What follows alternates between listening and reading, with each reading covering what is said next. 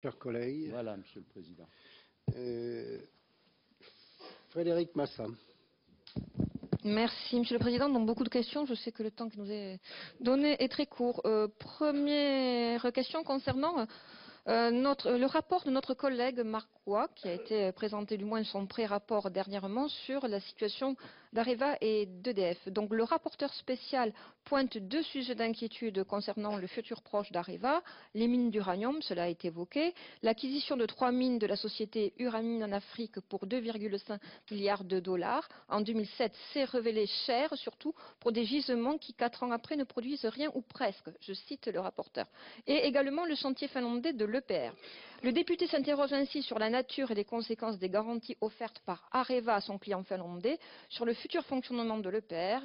Le groupe nucléaire a provisionné 2,6 milliards d'euros pour faire face aux pertes liées à ce réacteur, facturé 3 milliards d'euros. Quelles sont vos réactions à ce pré-rapport? Le rapport final ne sera rendu que fin octobre.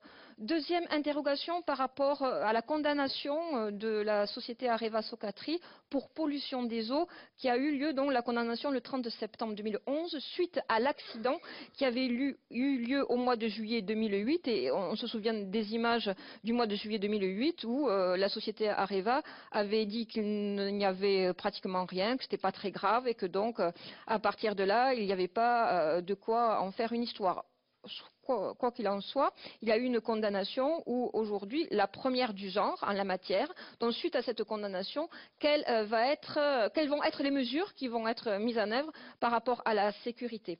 Une autre question également, si vous le permettez, c'est par rapport au piratage informatique. Le président vous a posé la question tout à l'heure, vous n'y avez pas vraiment répondu, ou du moins je n'ai pas su entendre, mais vous pensez qu'il y aurait des questions, et notamment par rapport à la position de l'ANSSI et de son directeur, qui a annoncé qu'effectivement, il fallait qu'il y ait un peu plus de surveillance à ce niveau-là, que ce n'était pas difficile et que les règles élémentaires de sécurité aujourd'hui n'étaient pas respectées. Donc face à ce piratage informatique, pouvez-vous nous dire effectivement quelles mesures va mettre en œuvre Areva pour éviter, parce que ça nous paraît relativement grave, ces choses-là que ça se reproduise?